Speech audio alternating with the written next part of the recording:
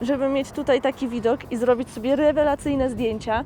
Historyczne centrum Porto de la Cruz kryje w sobie jedne z najbardziej klimatycznych uliczek na całej Teneryfie.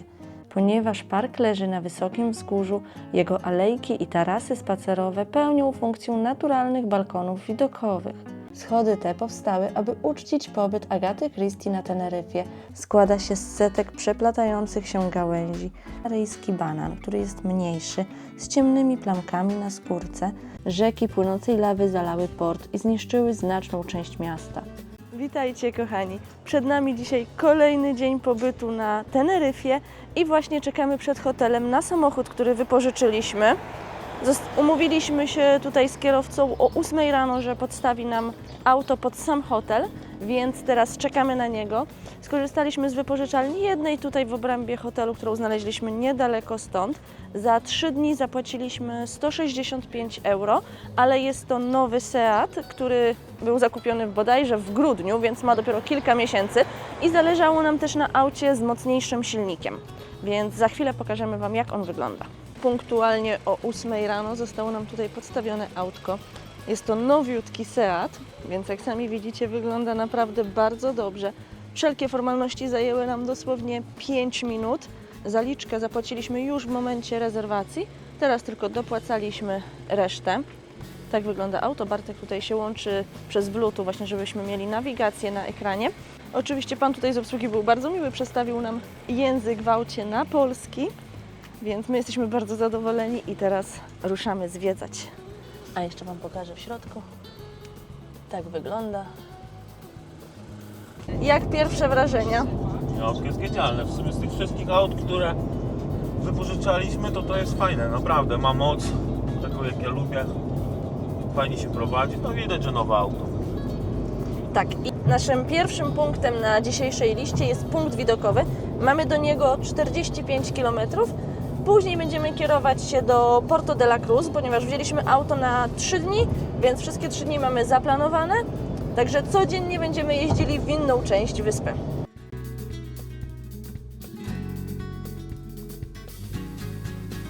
Ze spraw organizacyjnych co do auta, no to dostaliśmy auto z połową baku i z połową baku będziemy musieli go oddać, więc zajechaliśmy sobie na najbliższą stację, którą mieliśmy teraz po drodze i zatankowaliśmy do pełna. Wyszło nam 36 euro i paliwo było po ile? Po euro 50? Tak, benzyna była po euro 50.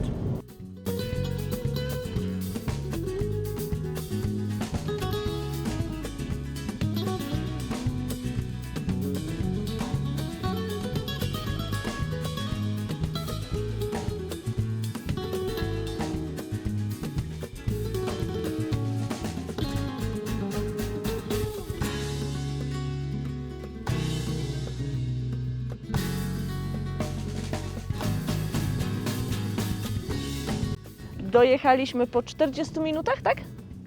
Po 40 minutach dojechaliśmy do pierwszego punktu widokowego. Zaparkowaliśmy sobie tutaj na takim niedużym parkingu i zaraz Wam coś pokażemy. Tutaj jest parking i tutaj mamy drogę, na której można zrobić rewelacyjne zdjęcia. Sami zobaczcie, z widokiem na wulkan. Ogólnie wieje, więc idziemy tutaj do słońca. Jesteśmy na wysokości 2000 metrów, także zdecydowanie tutaj jest już też chłodniej niż na dole, ale widoczki są rewelacyjne. Dorzucimy Wam w opisie dane tutaj z GPS-u, żebyście wiedzieli, który to jest parking i może to wydawać się troszeczkę dziwnie, bo tutaj stoimy na parkingu, są skałki i dopiero za te skałki trzeba przejść, żeby mieć tutaj taki widok i zrobić sobie rewelacyjne zdjęcia. Dorzucimy Wam też tutaj foteczki, które my zrobiliśmy, a teraz jedziemy dalej.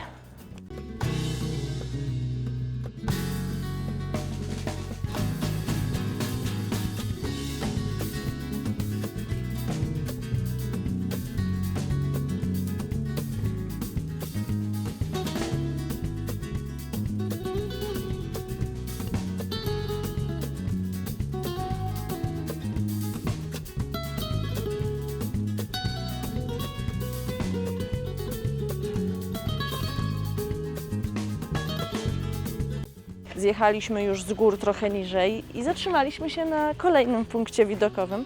Oczywiście również damy Wam tutaj lokalizację i zaraz Wam pokażemy, jakie mamy stąd piękne widoki.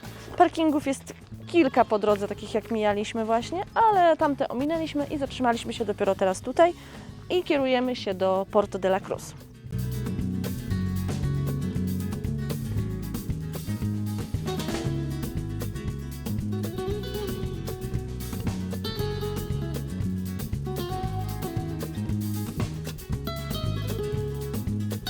Punkt widokowy zaliczony i teraz jedziemy dalej. Jak na razie możemy Wam powiedzieć, że nasze autko sprawdza się rewelacyjnie na tych trasach, więc nie możemy narzekać.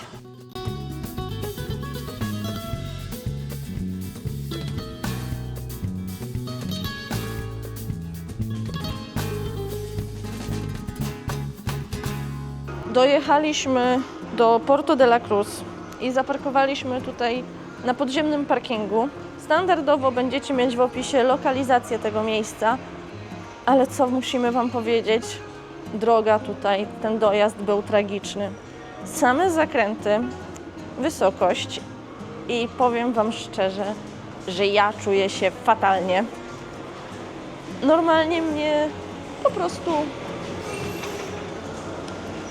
prostu mnie mdli, jest mi niedobrze. I ta droga była bardzo, bardzo ciężka, ale teraz idziemy na spacer, pooddychać trochę świeżym powietrzem, przewietrzyć się i zwiedzać. A on się ze mnie nabija, bo on był kierowcą i czuje się zdecydowanie lepiej niż ja jako pasażer. Właśnie.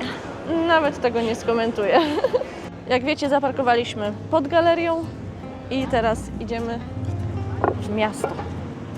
Na pewno idziemy na promenadę na sam początek. Od tego chcemy zacząć. Więc ruszamy.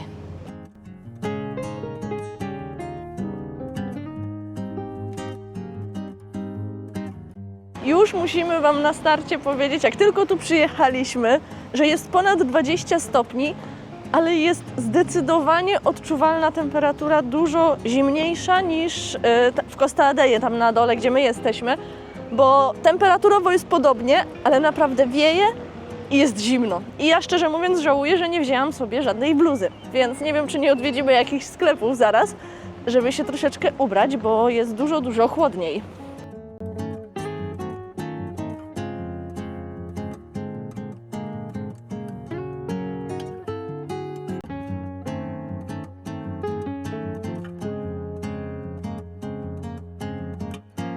Biorąc pod uwagę fakt, że zaczął padać deszcz, postanowiliśmy się ukryć tutaj w tym lokalu, ale zamówiliśmy sobie tylko kawkę. Już się udostaliśmy, zaraz Wam pokażę. Tutaj mamy dwie kawki americano, więc sobie troszeczkę tutaj posiedzimy i będziemy czekać, aż przestanie padać deszcz, a później idziemy dalej. Za dwie kawy w tym barze zapłaciliśmy 4,49 i co najważniejsze, wyszło słońce. W czasie, gdy my piliśmy kawkę, pogoda się diametralnie poprawiła, więc teraz spokojnie możemy iść zwiedzać. W Porto de la Cruz znajduje się ogromny, imponujący kompleks basenów z wodą morską. Nazywa się Lago Martianes. Zaprojektowany został przez słynnego architekta z Lanzarote. Kompleks basenów jest ogromny i składa się z dużego, sztucznego jeziora w centralnej części oraz kilku mniejszych basenów. Całość wypełniona jest filtrowaną wodą prosto z Oceanu Atlantyckiego.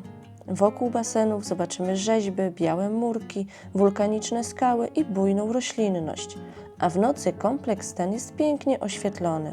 Kompleks basenów jest otwarty codziennie od 10 do 18, a wstęp jest płatny. Jest to świetne miejsce na spędzenie całego dnia w bezpiecznych i komfortowych warunkach z pełną infrastrukturą, taką jak bary, restauracje czy przebieralnie. Porto de la Cruz to urokliwe miasto i znany kurort turystyczny położony na północnym wybrzeżu Teneryfy. W przeciwieństwie do niektórych typowo turystycznych kurortów na południu wyspy, Porto de la Cruz zachowało swój tradycyjny kanaryjski klimat i bogatą historię. W tym mieście czeka na nas wiele atrakcji oraz wiele zabytków.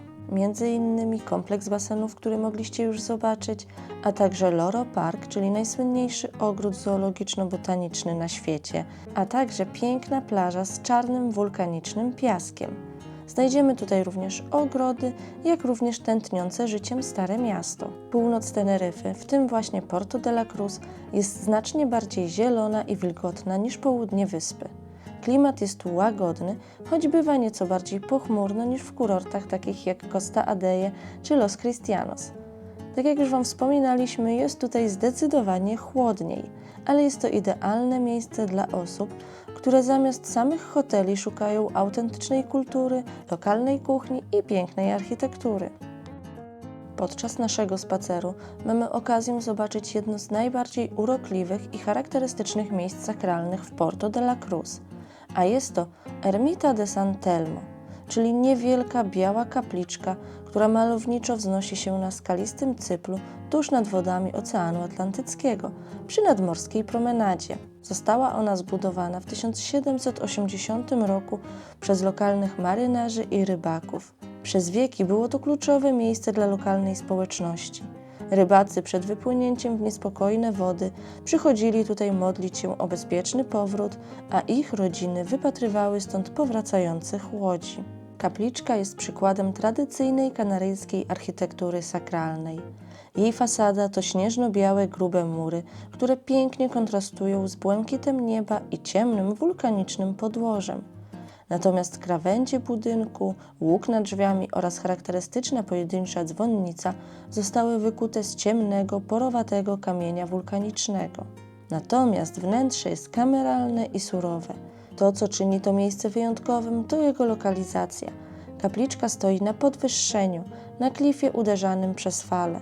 Wokół niej rozciąga się mały plac i punkt widokowy, z którego roztacza się spektakularna panorama na czarną plażę, ocean oraz dalej na kompleks basenów. Paseo de San Telmo, czyli nadmorski pasaż, który biegnie wzdłuż skalistego brzegu oceanu, łączy Stare Miasto z dzielnicą Martianes. Jest to rewelacyjna promenada, gdzie z jednej strony przylegają do niej kawiarnie, lodziarnie i sklepy z pamiątkami ulokowane w tradycyjnych budynkach, a z drugiej nie ma tu żadnych barier zasłaniających widok na ocean. Jest to uliczka, która dosłownie żyje wraz z oceanem.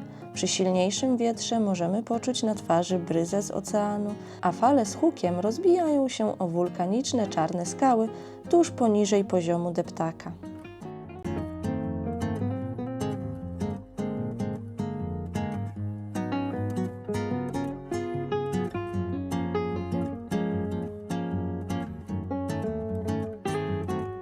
Przechodząc tutaj promenadą, możemy trafić na takie sklepiki i tutaj pani nas poczęstowała słonecznikiem. On jest chyba w karmelu, bo jest bardzo słodki, ale jest naprawdę bardzo dobry. Chodź do środeczka, zobaczymy, co tu jeszcze jest.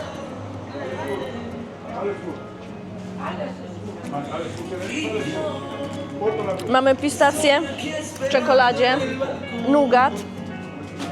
Duży wybór jest.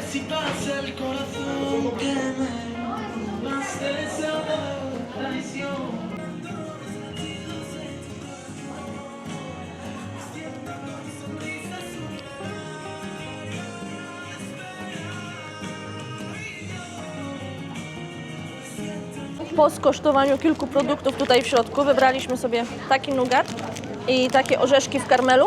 Za te dwie rzeczy zapłaciliśmy 5,50. Także teraz idziemy.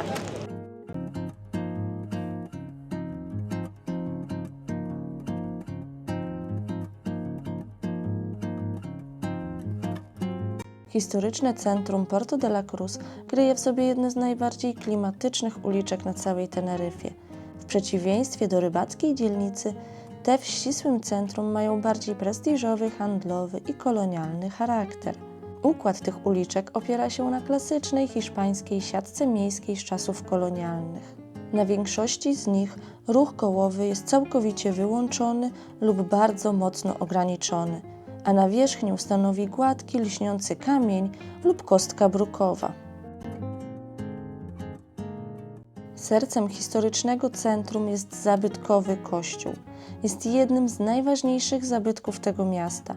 Usytuowany przy urokliwym placu de la Iglesia, jest otoczony bujną roślinnością, fontannami i restauracjami z tarasami, tworząc malowniczy kanaryjski klimat. Budowa kościoła rozpoczęła się w XVII wieku, choć obecny jej wygląd jest efektem wielu przebudowań na przestrzeni wieków.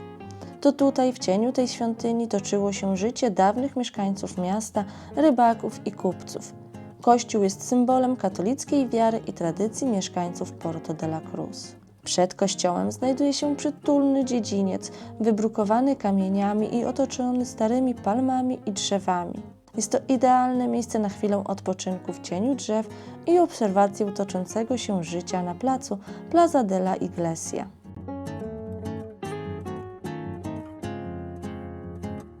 Ulice na Starym Mieście otoczone są rezydencjami bogatych kupców oraz rodów szlacheckich pochodzące z XVIII i XIX wieku. Ich fasady są bardziej eleganckie i stonowane niż w części rybackiej. Dominują tutaj biele i beże. A cechą charakterystyczną tych budynków są monumentalne, ciężkie bramy wejściowe z ciemnego drewna. Bardzo często są one uchylone, więc warto zajrzeć przez nie do środka. Kryją one przepiękne, zielone wewnętrzne dziedzińce, wyłożone kamieniem, pełne paproci, palm i fontan. Bardzo często nad głowami możemy zobaczyć misternie rzeźbione balkony, które tworzą wizytówkę architektury.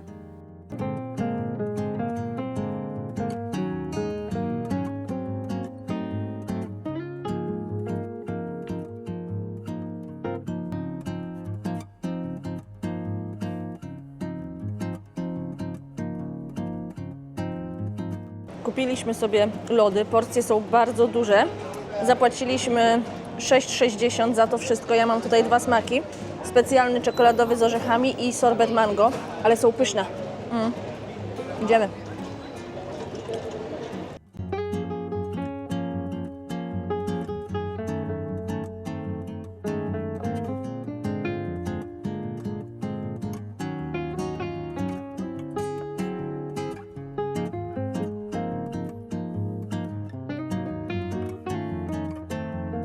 Spacerując uliczkami w historycznej części miasta, docieramy do starego portu rybackiego, gdzie na brukowanym deptaku na nabrzeżu stoi rzeźba przedstawiająca tradycyjną kanaryjską kobietę z nadmorskiej wioski.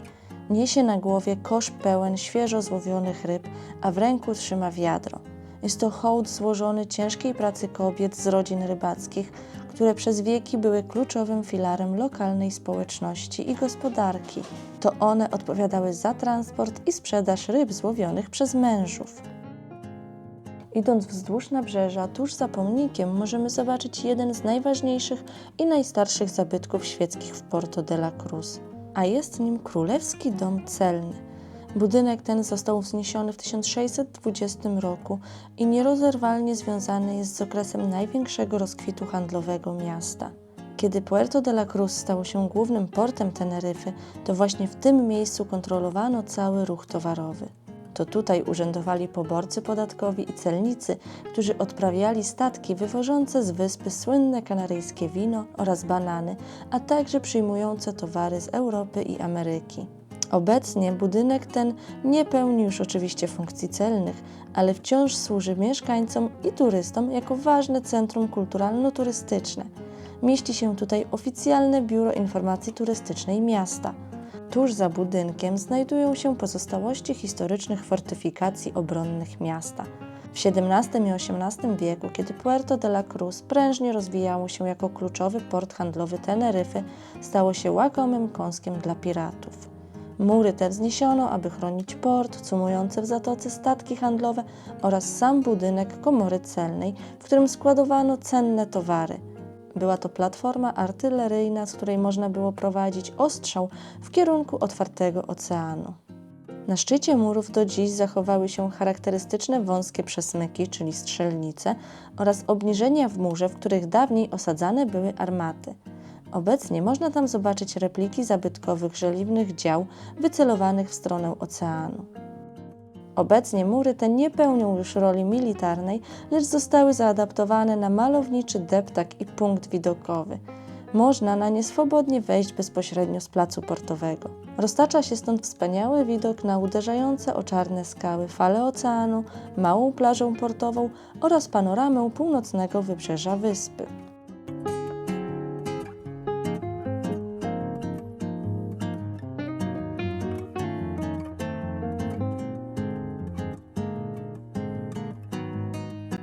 Pogoda zdecydowanie teraz zaczęła nam dopisywać i my z tej promenady, która jest na dole, skierowaliśmy się teraz bardziej w centrum miasteczka i idziemy do parku Taoro i czeka nas dosyć intensywna wspinaczka po schodkach do góry.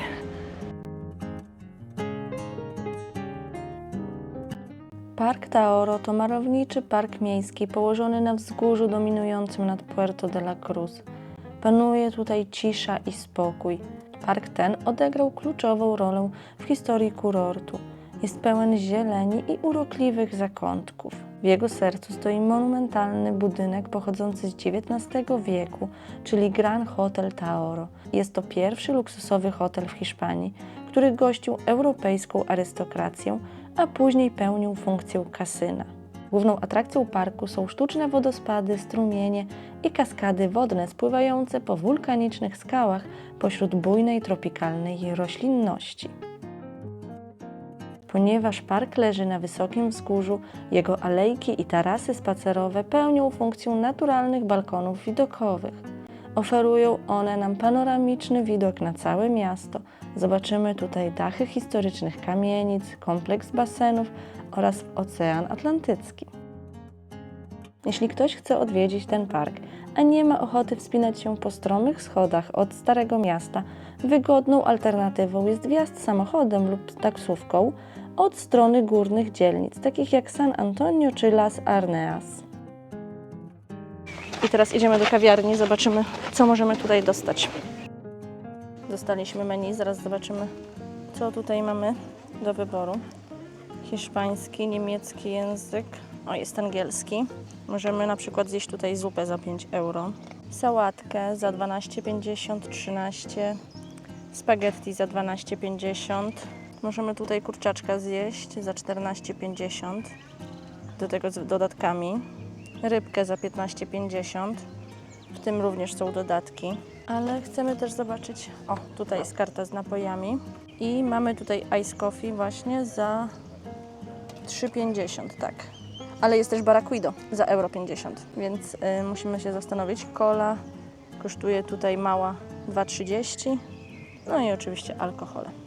Jest i nasze zamówienie, moja kawka americano, do tego duża woda i tutaj Bartka kawa mrożona, lody w środku i zalane kawą tutaj przy nas. Także tak to wygląda. Za nasze zamówienie zapłaciliśmy tutaj 7,80, były to 2 kawki i woda, a teraz idziemy dalej zwiedzać. Będziemy się kierować w stronę bardzo popularnych tutaj kolorowych schodów. Po krótkim spacerze od tamtego parku dotarliśmy do naszego miejsca, które sobie obraliśmy na dzisiejszej trasie, czyli do tych schodów kolorowych. Idziemy na samą górę? Tak, jeszcze się przejdziemy.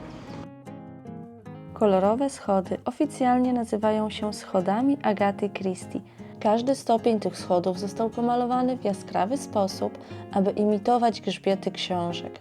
Na poszczególnych stopniach wypisano tytuły najsłynniejszych powieści i opowiadań legendarnej pisarki kryminałów, zarówno w języku hiszpańskim, jak i angielskim. Schody te powstały, aby uczcić pobyt Agaty Christie na Teneryfie na początku 1927 roku. Pisarka przyjechała na wyspę po bolesnym rozwodzie, aby zregenerować siły w dawnym hotelu Taoro. Podczas urlopu w Puerto de la Cruz ukończyła ona kilka swoich opowieści oraz stworzyła jedno z opowiadań, którego akcja osadzona jest bezpośrednio w tym kanaryjskim mieście. Na wyższych partiach schodów i otaczających je murach namalowana jest również charakterystyczna czarna sylwetka samej autorki.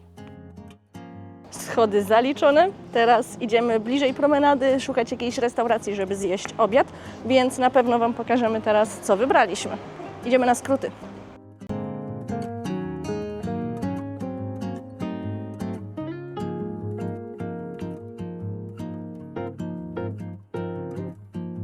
Wybraliśmy tutaj ten lokal. W restauracji, którą wybraliśmy, było dużo ciekawych ofert, pomijając już całe menu podstawowe. Za 15,50 mogliśmy sobie wybrać przystawkę, danie główne i deser, więc zdecydowaliśmy się na takie menu.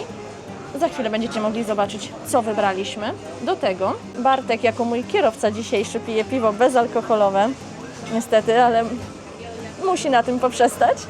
A ja zamówiłam sobie małe piwo Lane. Także teraz czekamy na nasze zamówienia. Oto i pierwsza część naszego zamówienia.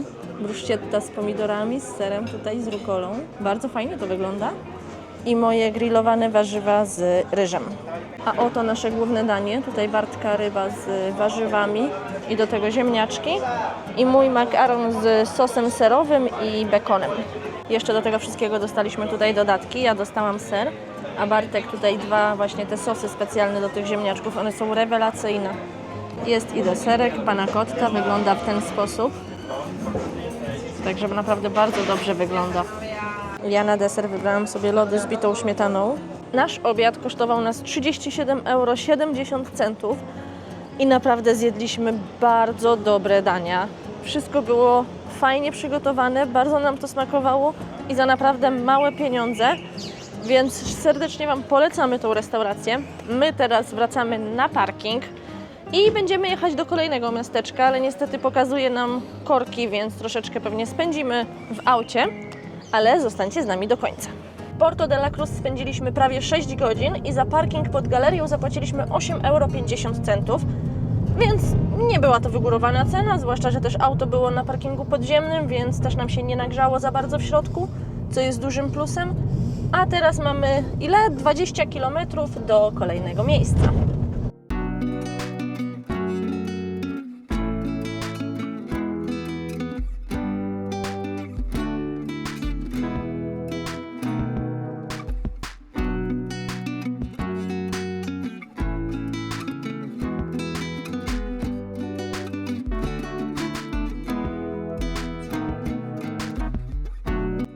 Dotarliśmy do miejscowości Icod de los Vinos. Na początek nasze zwiedzanie zaczynamy od Parku del Drago. Później pójdziemy do muzeum z bananami, a na koniec zwiedzimy sobie tutaj miasteczko, pospacerujemy troszeczkę uliczkami. Także zapraszamy Was do oglądania. Czeka na nas tutaj wiele pięknych miejsc. Najpierw atrakcje, które są ograniczone czasowo, a później pójdziemy na spacer po miasteczku. Icod de los Vinos to urokliwe miasteczko położone w północno-zachodniej części Teneryfy.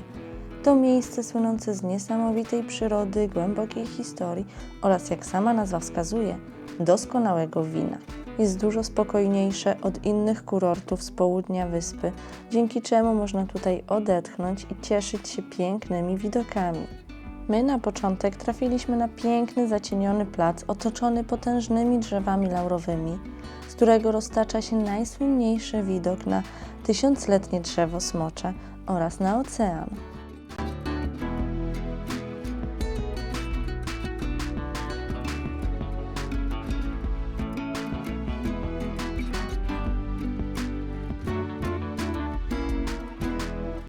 Dwa bilety to koszt 10 €.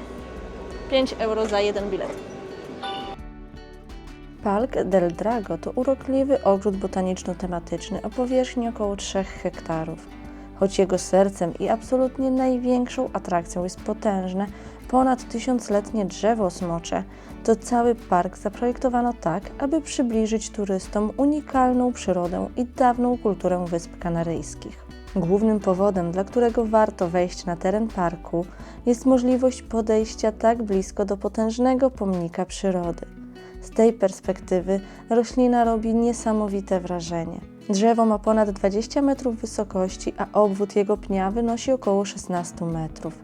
Składa się z setek przeplatających się gałęzi, które na samym szczycie tworzą gęstą koronę. A u jego podnóża znajduje się specjalna strefa, w której hodowane są małe, młode drzewka smocze. Można tam zobaczyć, jak ta niezwykła roślina rozwija się na przestrzeni lat. Park ten to w zasadzie żywe muzeum kanaryjskiej flory. Spacerując dobrze przygotowanymi, brukowanymi ścieżkami, mijamy strefy reprezentujące różne piętra roślinne Teneryfy. Zobaczymy tutaj spektakularne kanaryjskie sukulenty, a także fragment lasu warzywnego oraz tradycyjne sady, w których uprawiane są rośliny użytkowe sprowadzane na wyspę przez stulecia. Cały park rozciąga się wzdłuż malowniczego wąwozu, co dodaje miejscu naturalnego, nieco dzikiego uroku.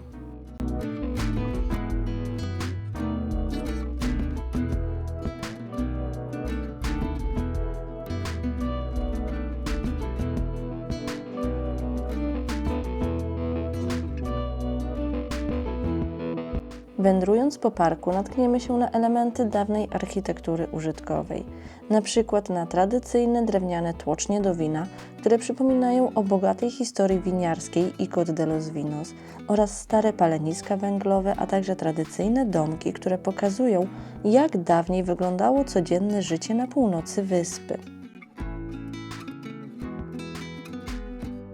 W parku ukryta jest niewielka wulkaniczna jaskinia, w której przygotowano ekspozycję nawiązującą do pierwotnych mieszkańców Teneryfy.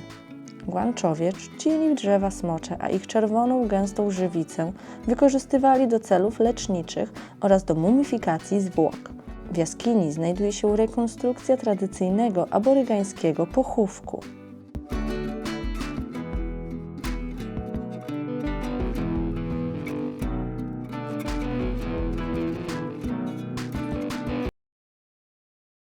Na terenie parku znajduje się strefa piknikowa, w której można odpocząć w cieniu, oraz punkty widokowe, z których roztacza się piękna panorama na miasteczko i wznoszące się nad nim zbocza górskie. Po wyjściu z parku dosłownie mamy kilkadziesiąt metrów do przejścia i zaraz będziemy przy Muzeum Bananów. Zobaczcie, tutaj już macie oznaczenia, bardzo widoczne z tej drogi, i wejście jest tutaj po prawej stronie.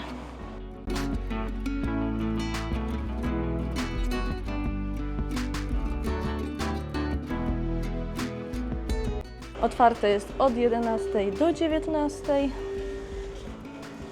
Tutaj mamy banany po euro albo po 50 centów. I tu musimy kupić bileciki sobie teraz, ale najpierw Wam jeszcze pokażę, co tutaj mamy. Zobaczcie, wszystkie wyroby z bananów. Tutaj jest cały sklepik. Na początek bileciki kosztują 5 euro za sztukę i dostajemy po jednym bananku na spróbowanie na dzień dobry na wejście i zwiedzanie zaczynamy od lewej strony.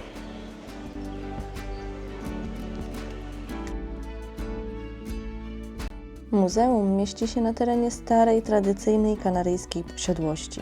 Sercem obiektu jest spacer pośród prawdziwych krzewów bananowca. Co ciekawe, rośnie tu aż kilkanaście różnych odmian tej rośliny. Możemy z bliska zobaczyć gigantyczne kwiatostany i proces, w jakim kiście owoców dojrzewają na drzewach. Wewnątrz zabytkowego domu przygotowano wystawę z tablicami informacyjnymi, która w prosty sposób tłumaczy, skąd banany wzięły się na Kanarach, jak wygląda codzienna ciężka praca na plantacji, od sadzenia po wymagający zbiór ważących kilkadziesiąt kilogramów kiści oraz jak dawniej transportowano owoce. Zobaczymy tu m.in. stare wózki i maszyny rolnicze. Na ścianach wiszą autentyczne tasaki, sierpy i specjalne noże, którymi odcinano liście. Możemy tu zobaczyć, jak zmieniał się transport. Największe wrażenie robią stare drewniane klatki i skrzynie wyłożone suchą słomą lub liśćmi palmowymi. To właśnie w nich banany podróżowały statkami parowymi do Anglii czy Francji na początku XX wieku. Kanaryjskie banany różnią się od tych, które zazwyczaj kupujemy w Polsce. Są mniejsze, słodsze i mają charakterystyczne ciemne plamki. Casa del Planto to miejsce, które z zewnątrz wygląda niepozornie, ale nie jest to typowe, nudne muzeum z gablotami, lecz jest to żywa, działająca plantacja. Po wyjściu z budynku wchodzimy bezpośrednio na plantację.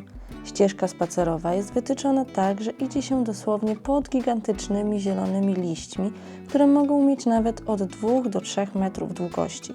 Ciekawostką jest to, że rośnie tutaj nie tylko jeden rodzaj banana, który znamy, ale także możemy zobaczyć tutaj właśnie kanaryjski banan, który jest mniejszy, z ciemnymi plamkami na skórce, co jest dowodem najwyższej jakości i słodyczy, oraz banany czerwone, czyli o fioletowo-czerwonej skórce i lekko malinowym posmaku. Znajdziemy tutaj także banany warzywne, czyli wielkie, twarde owoce, które przed zjedzeniem trzeba usmażyć lub ugotować. Przy każdym stanowisku stoją tabliczki, również w języku angielskim, które wyjaśniają biologię rośliny. Muzeum zwiedzone, teraz czas na małe zakupki tutaj, jakieś pamiątki. Na pewno weźmiemy jedno to piwo bananowe. Co my tu mamy? Chipsy z bananów, jakieś ciasteczka. Wino bananowe już mamy, bo już kupiliśmy na targu wcześniej. Więc teraz zobaczymy, co jeszcze. Postanowiliśmy jednak zakupić tutaj tylko piwo bananowe. Takie za 3,85. Dwie największe atrakcje w tym miejscu zaliczone. Teraz idziemy po prostu na spacer. Szczerze, już pół butelki tego piwa wypiłem. Po pierwsze jest średnie, a po drugie no taki skam jak cholera, więc jeżeli chcecie spróbować, nie polecam.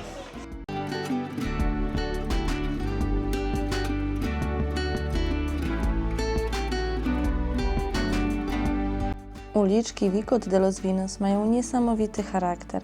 Są strome, brukowane i pełne kolonialnego uroku. Spacer po nich to także niezły trening dla nóg, ponieważ miasteczko jest położone na zboczu wulkanu. Idąc tutejszymi uliczkami mijamy fasady tradycyjnych kanaryjskich domów z XVII i XVIII wieku. Pomalowane są w różnych kolorach, znajdziemy tutaj czerwień, błękit oraz biel. Największą ozdobą ulic są tradycyjne balkony wykonane z drewna sosny kanaryjskiej. To drewno o wyjątkowo dużej zawartości żywicy, dzięki czemu przetrwało stulecia w idealnym stanie. Przy uliczkach znajdziemy małe lokalne butiki, sklepy z pamiątkami, rzemiosłem oraz tradycyjne winiarnie. Te ulice mają zupełnie inny klimat niż turystyczne kurorty z południa wyspy. Nie ma tu naciągaczy ani głośnych klubów, a życie toczy się wolniej i spokojniej.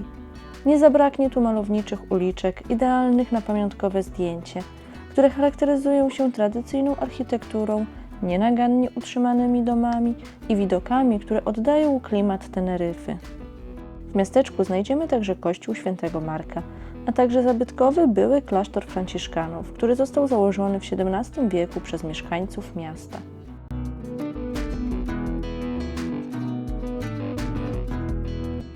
Najważniejsze atrakcje w tym miejscu, na których nam zależało, już zwiedziliśmy.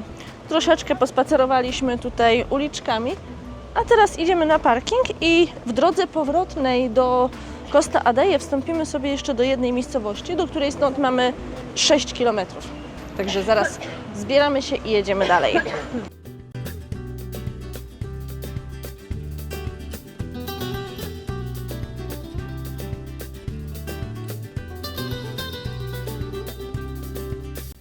Po 15 minutach dotarliśmy do celu. Zatrzymaliśmy się tutaj na parkingu. Na zdrowie, kochanie. Zatrzymaliśmy się tutaj na parkingu w miejscowości Garancio. Nie wiem, czy dobrze to wymawiam, więc na pewno damy Wam w opisie lokalizację tego miejsca. A teraz idziemy na krótki spacer. Garachico to jedno z najbardziej urokliwych, autentycznych i pełnych historii miasteczek na Teneryfie. Położone na północno-zachodnim wybrzeżu wyspy, zachwyca kolonialną architekturą, dramatyczną historią oraz niezwykłymi naturalnymi basenami. W XVI i XVII wieku był to największy i najbogatszy port handlowy na Teneryfie, skąd eksportowano słynne kanaryjskie wino do Europy i Ameryki. Wszystko zmieniło się w 1706 roku, kiedy nastąpiła erupcja wulkanu Trevejo. Rzeki płynącej lawy zalały port i zniszczyły znaczną część miasta.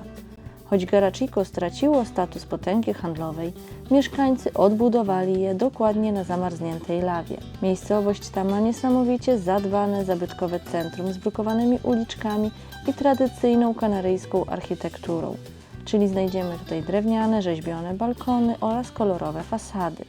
Natomiast naturalne baseny to największa atrakcja miasta. Lawa z 1706 roku, zastygając w kontakcie z oceanem, utworzyła fantazyjne formacje skalne, które dziś służą jako naturalne baseny kąpielowe. Są wyposażone w schodki i ścieżki, idealne do bezpiecznej kąpieli w krystalicznej wodzie. Znajdziemy tutaj także małą kamienną fortecę z XVI wieku, która jako jedna z niewielu przetrwała wybuch wulkanu. Kiedyś broniła portu przed piratami, dziś mieści się w niej centrum informacyjne. Serce miasta to przepiękny, ocieniony drzewami plac, wokół którego skupiają się najważniejsze zabytki, kawiarnie i restauracje. Jest to idealne miejsce na obserwowanie zwykłego, codziennego życia mieszkańców. W przeciwieństwie do kurortów na południu wyspy, Garachico zachowało swój lokalny kanaryjski klimat. Nie ma tu wielkich hoteli ani głośnych klubów.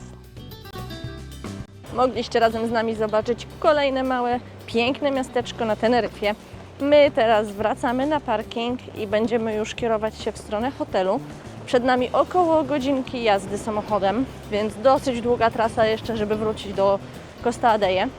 Zachęcamy Was do oglądania innych naszych filmów, lajkowania, komentowania i subskrypcji naszego kanału. Pa!